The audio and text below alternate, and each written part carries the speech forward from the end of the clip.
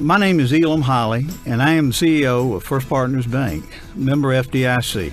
While some might think it's unusual for a bank to step outside the box and provide resources for business owners, we believe that being a great bank is just the beginning. We want to be your banking partner in life and in business, for now and the journey ahead. Because your story is our story. Our success is tied to yours. We call it partnership banking, and it's the core of our mission. In fact, at First Partners Bank, we have developed an entire program of resources designed to help small business owners grow and succeed. They include the Tools for Success blog, the Small Business Workshop series, Tools for Success magazine, and of course, the Tools for Success radio program. Each of our Tools for Success initiatives are free and available to every business owner in the community, whether or not they're a customer of First Partners Bank. We've even set up a special website just for Tools for Success at yousucceed-wesucceed.com, where you can learn more about all the resources available for business owners. While you're there, you can subscribe to the blog, check the schedule for our next workshop learning event, browse through the virtual copy of the latest issue of the magazine, or listen to a podcast of the radio program. We are bankers, but first and foremost, we are partners. Partners with our customers, partners with our community. Our philosophy, our mission, our purpose is simple. When you succeed, we succeed. Call us today at 205-822-5500 and let us show you what partnership banking is all about.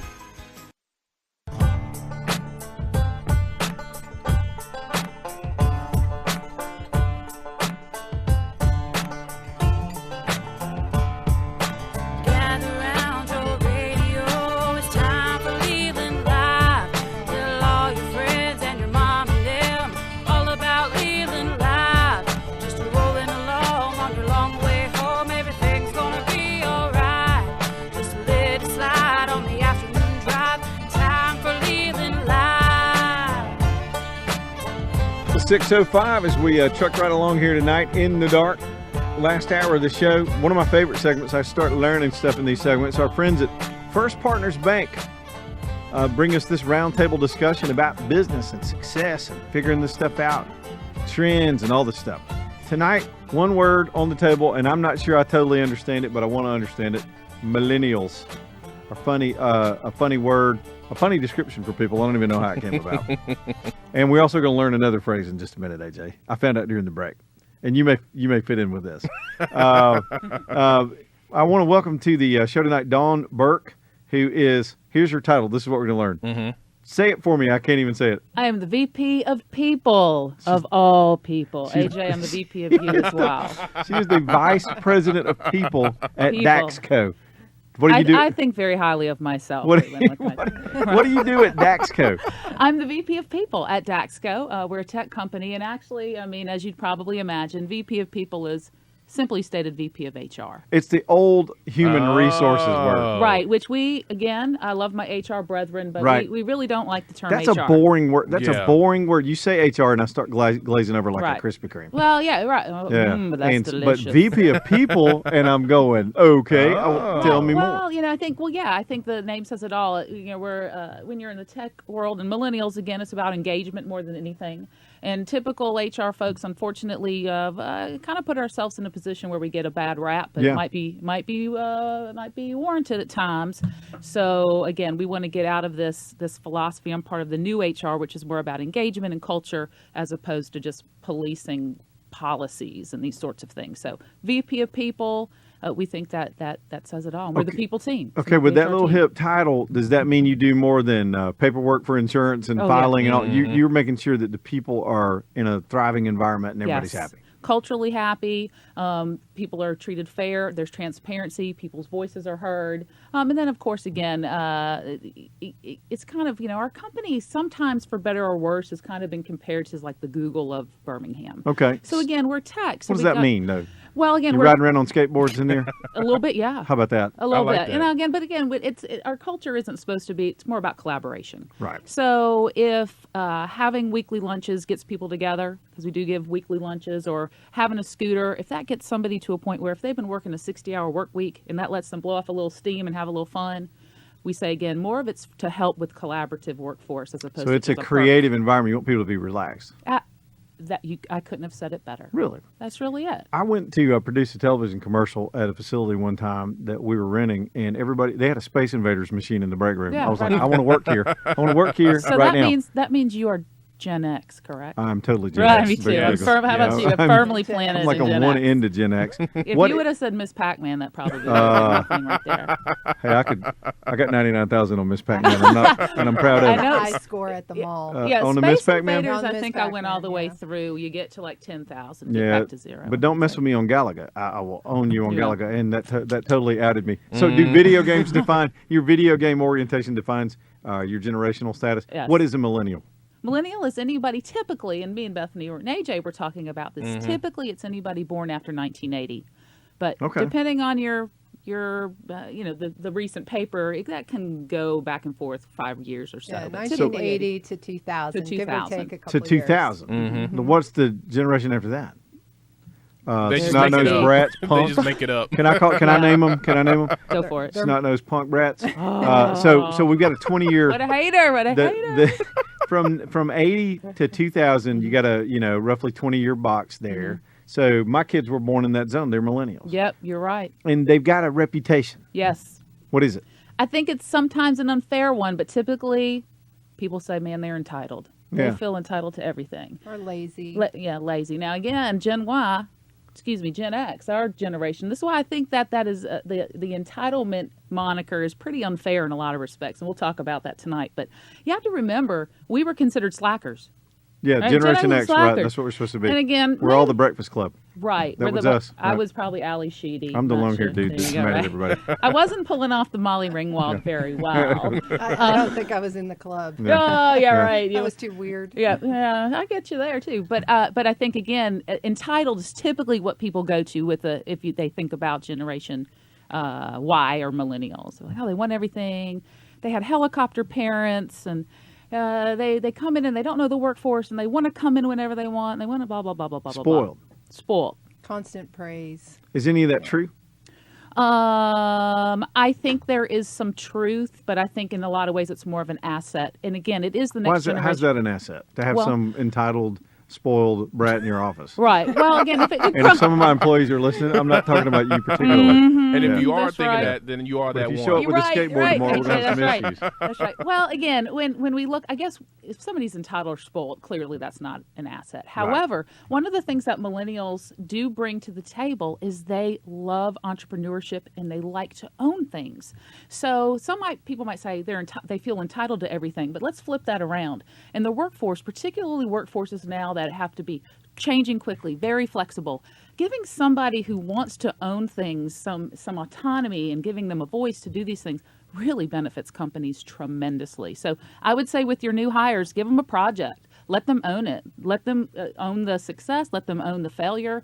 But I think that's something that would motivate them greatly. And what goes along with that too is they're very confident and positive thinkers. So they have this can-do attitude. So no matter what challenge you throw up in front of them, they're willing to take it on. So- Even if they don't know everything, they'll go figure it out. In management, though, if you're out there running a business and you look, these guys are all maturing in the workforce now. People are hiring a lot of them when they can. There's a difference between confident and cockiness, and how do you know that as a manager? Do you just have to direct it, I guess? Yeah, I think you have to coach it. Some of it, again, it depends on what age you're talking. If it's somebody straight out of college and they really just haven't had the work experience, some might say, okay, millennials, please, I beg your pardon, young and dumb. Sometimes you just have to coach them to it.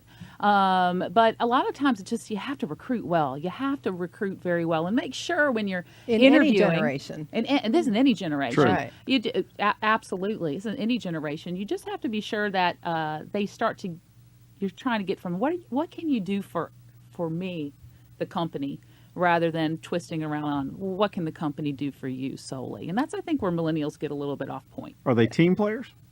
Yeah, Or do they like their own very projects? much. Very much so. Very much so. Very collaborative. And again, Social. yeah, what do you think's the reason why that would be? I have no idea. Internet. That's true. They're Internet. always networked, and socializing, Completely. hyper-social. Hyper-social. Again, they want to own stuff, but they're very collaborative, very social-minded. And it's something they've known. They've known their whole lives, internet. That's all they've known. And again, how long's Facebook been out now? I'm not sure how many. AJ, how long's Facebook been out? Facebook, what, 8 years? Yeah, about Maybe? about 8 years. 7, 8 years? 7, 8 something years. like Something that. like that. So again, their whole again, I was I was well in my 30s when Facebook came out. So Yeah. it was something I had to learn, but a lot of them was just part of their social set. So if I did the math, the age range would be up to around 30 right now and below, 30 and below, if you're hiring 20-something. We were talking about that before. We were thinking about 35 and below. Yeah, it's Okay. 35. We're Yeah. probably in that. In that zone? Yeah, 20 years is a long span. Sure. For So like he's on the generation, cusp. He's kind of half Gen X. Yeah, I'm kind of Gen X, but I was born in the 80s, so I'm considered a millennial. So AJ, you're an entitled slacker. Exactly. I've been trying to nail that down about him. Well, I was just doing a report on you the other day, AJ. I'm going to add that to the. Well, here's Y'all the handle big this. Matter of fact, I need this to is my type that out. slogan right here. It's my money, and I need it now. Yeah, see, that's AJ's whole millennial attitude. That's his right. slacker attitude. That's right. You know, when I was doing some research for this article, one of the things that I noted is that a lot of people feel like, well, we'll just make this generation conform to the way we're doing things. But the problem with that mindset is the estimate is by the year 2025, they will be 3 out of 4 workers in the Yeah, workforce. because they're just growing and So- people are retiring, and here they are now. They're not going to conform. They're going to conform us. It's critical basically. mass, just like the Right. baby boomers did. I mean, they've Right, shaken it's things up all along the taken way. over. Right. So explain, like at DAXKO, what are some of the cool things or different things you do to deal with them? Like, describe the environment for me. Well, at DAXKO, I think one of the main things that millennials want, but at this point, I really do think, Bethany, you're right. Pretty much every generation's kind of getting on this tip. Like my mother, well, I was going to talk about flexibility and transparency. Those are two things. Sure. So we'll get to my mother in a minute, who's well in her 60s. But follow me here.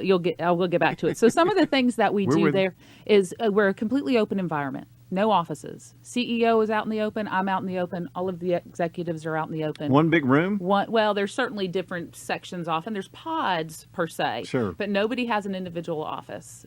Cubicles, or you just There are some cubicles for some of our sales reps. They're going to be the more 'Cause you need traditional- privacy to talk They need and some sound, yeah. privacy. But everybody else, no. There might be a big, like we say, a pod area. So take this whole table. It'll be Right. pretty much open like this. There'll be a little bit of privacy kind of on either end, but typically speaking, it's completely open. and you don't have Lumberk coming around with his cup of coffee going, yeah. So Team environment. It's laid back. People sitting on beach balls, what are they doing? Riding skateboards? What's happening? I hate to say, but yeah, we do have a couple of those Do you really? like yoga The little balls, that sort bouncy of ball thing. seats? Little bouncy balls. Now, I will say again, we always have our prerequisite picture in our PR pieces with the flip flop wearing, short wearing guy on the bouncy ball. But Wow, actually, we can't even some wear people jeans do. around here. Yeah, I feel yeah. oppressed. So that's one big thing. And again, tell me, Bethany, if your research shows this too. But transparency is huge. Wow. Again, I think it comes to the social networking. When you're on a social network, here are the things that you get instant access to: information, the touch of a hand, instant access to networks. I mean, I can tweet somebody in India tomorrow and get some information. But here's the most important thing that I've found that social media has really shaped millennials and other generations. You are able to give your opinion in a heartbeat. So if you're on Facebook, how do you do that? You hit like. Boom, yeah. Boom. I'm able to tell you if I like something or not immediately, and a lot of times I'll get a response immediately. This is not only with social networks, but for company pages or products that you like. Hey, I like M&Ms. Boom. Or, hey, my boss stunk at this last job, and I'm going to go on Glassdoor and tell everybody why. Right. So again, this is what they're used to. So what happens when you go into a traditional workspace and you're not given flexibility, and you're not transparent with numbers or the company directives, and you don't give people feedback mechanisms? Well, then you break their hearts. They're expecting something. We're giving them something else. They disengage. They quit. They want and a you're- relationship. So that's and they want to like you. That's You have to give them a reason demotivational to if they're like off in you. in a box in a little closed off room by themselves, goofing around on Facebook or whatever they're doing. Well, they probably do want to goof on Facebook, Yeah. but that's okay as long as they're getting the work done. We don't care if you goof on Facebook. Yeah. Especially if you're going to talk about DAXKO, go for it. Now, if it's bad, then watch out. Watch out. We'll come Do after they you. have to learn to filter that? Because like you said, they got a quick trigger to throw their opinion on everything, but sometimes you got to dial that back Yeah. in a professional environment. And they'll learn that quick. They learn that pretty Does quick. the VP when- of people come out there with a bag of big switches stick. or something, or a stick, or I can't tell you. I'd have to a kill you. I'm taser? sorry. Okay, all right, never mind. Please tell me you tase people every now Yeah, and then. you know, I I want that job. again, I plead the fifth on that. Yeah. I plead the fifth. I want the VP of zzz. Yeah, If you don't make the VP of people happy, I'm here of it all comes. people, you will be unpeopled. Well, I'm intrigued by this entire thing. How many? And I know in a creative environment like that, it works. Does that work in other types of businesses, production lines, law offices, places that are a little more traditionally even in the business they do? Yeah, and I think you bring up a good point. This model that works for a tech company, which is collaborative and creative, not everybody's going to be able to have open workspace. It's just Sure. not feasible based on the type of work, legalities. I mean, probably lawyers aren't in a big open space. It just doesn't make sense. But when we talk about the things that are motivating, as Bethany said, this is the next generation of worker, whether people like it or not. So you can still have the philosophies of transparency and recognition. Oh man, they want recognition, as you said. So these are the types of things that bosses giving recognition. There's more opportunities for millennials to go to other places. And if you don't, no matter what the kind of workforce is, engage, give professional opportunities, which that's another whole thing we could talk about. Develop them, make them feel they're part of a bigger whole. They'll just quit. So it's not just money. You can't just throw money at them. They want an environment that they feel like they can thrive in. Money for years has never been the number one motivator for any generation, but particularly for millennials. They want to feel connected. They want to feel as though they're part of a bigger whole. They love helping behaviors. What does that mean? Well, some professions might be nursing, ministry, anything in which you're helping a greater collective. Civic-minded. Very, Sure. very civic-minded. So these are the types of things that any organization can start to just have a philosophical shift, no matter what the industry is. Now, look, we're in the South. We're in Alabama, a huge geographical area. People in Huntsville, people here listening. You talk about cultures, there's a generational culture. There's also geographical culture.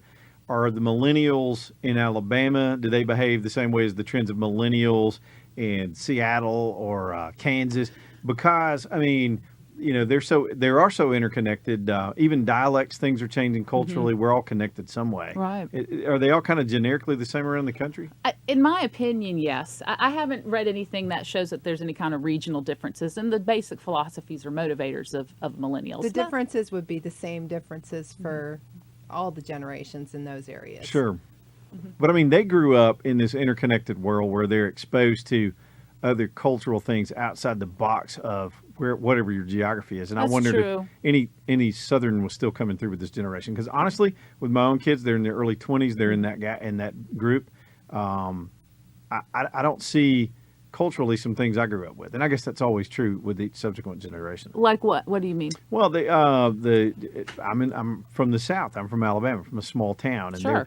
there are ways that we behave with adults. There are phrases that we use: the yes, ma'am, and no, ma'am, and thank you, and please, and Sure. And there's just always when you're addressing a person very senior than you, there's a much more level of respect if it's an older person. It's just the way we grew up. I see a lot of kids their age that are just less so. Sure. It's more matter of fact and straightforward. Now, I will say, and I don't know if this is a millennial thing, to Bethany's point. I was born in Cleveland, Ohio, lived in Minneapolis, and then eventually was raised in Mississippi. Yeah. And in some of those regional areas, it just wasn't required to say ma'am, no Sure. sir. So I remember when I moved down to North Carolina, Mississippi, I mean, the first time I didn't say yes ma'am to a teacher, I mean, I got scolded. Right. So I think there probably is, again, some regional things that probably are, like you said, part of that region, part of the culture, part of the norms. However, what I would suspect, this is my uneducated opinion, would suspect, since the internet and different social networks are making us a global connected society, I imagine people are becoming more tolerant and understanding the differences than before. But to your question, to answer your question, A, I really don't know, number one. But two, an I honest imagine there's answer. still regional differences. I'm just this whole concept of VP of people and these expanded work environments. I kind of like it, but Yeah. I'm trying to understand it. I'm wondering what other titles we need to change. Yeah, as, come on. as I'm thinking about Leland that wants stuff. a new title. Yeah, I need to retitle myself. Supreme Yeah. High Commander. When we stop, Supreme. Monday meeting, AJ, remind me Supreme leader. to change my title. Right. Oh man, so what's it? You start interviewing these things, and one of the things you said was hire correctly. Are there different things you need to do when you're screening in the employment process? You get these young kids, a lot of times coming with no experience but good attitudes. What are you looking for? Well, one of the things I have to say is when you're talking about recruiting on any level, really you need to be doing the same things for anybody because, again, you're going to be hiring not only for different skills matches, but cultural fit. And that used to be something HR was really afraid of years ago. Oh, we don't want to know anything about them personally. We want to be sure that there's nothing about that could be misinterpreted into something that's not a skill-based decision. But what corporations are finding now is having a skill-based fit is exceedingly important, but being able to fit for culture is really important too. So a lot of the things that I would give as recommendations, I wouldn't just say are only for millennials. But I think, again, with millennials, you want to be sure that the types of things that their expectations are correct about what they're going to get in the environment. Let them know what are the different types of things that they can be offered. But more importantly, they need to know that they still need to come with a full deck of cards and their A game on really being able to articulate what types of jobs they want and really are able to talk about their transferable skills into those jobs. Because so many millennials have this entrepreneurial spirit, they probably are able to do a lot of things. But what I see as a recruiter is they'll come into DAXKO, for instance, and say, hey, I'm the bomb. I can do anything. Where do you want me? I can do any job you want. Where do you Give want it to me? me. And It's I'm that like, confidence thing again. yeah, where do you want me? But they're wrong. But They they're can't wrong. do every job there. Yeah, nobody can do every job there. So how do you, Well, how do except you for the VP transition of from people. that cockiness? The VP of people can do anything. Mm-hmm. I think Joe Biden called and he wants that title. Yeah. But he's going to call the wrong person though. Well, this is true. Yeah. He needs to call Dawn. Call me ASAP. So, so how do you get through the cockiness and give them the assignment? And do you have to constantly give them emotional support? It Yes, sounds like they're just... you have to give constant praise if it's deserved, but it needs to be constant.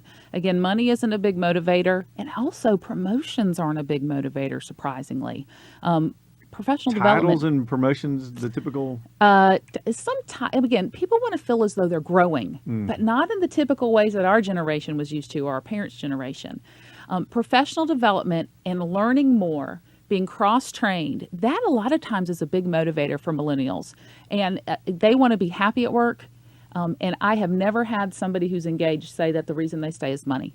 Now, at some point, obviously, you have to be able to pay your bills, but that's not the motivator. So if you are able to provide professional development programs, if you can talk with people about what their career ambitions are, but also having set expectations. Again, at the end of the day, your job needs to be done. So how can we help them? We can help them by setting expectations, giving scope of what the result needs to be, but then letting them have ownership on figuring out how to get there and constantly be giving them the recognition from what they're doing right. So if they hit the baseball, we got to, give them a big round of applause if they do what, we've asked them to do. Right. And you can't just overlook that stuff. Correct.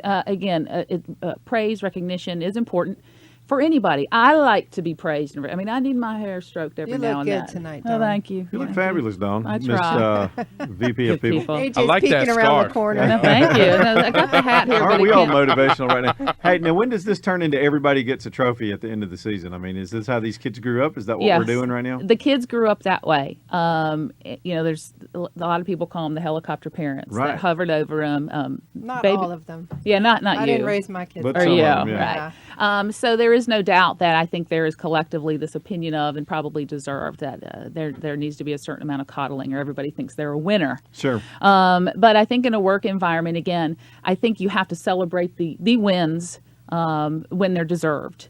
But it definitely is the easiest way that a manager can motivate, and it's the cheapest.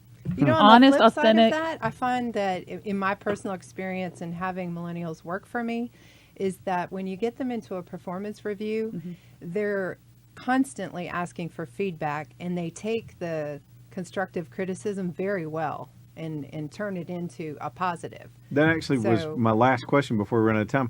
Disciplining, correcting, managing from that side, not just the praise side. Yeah. Any different? No, What Bethany said?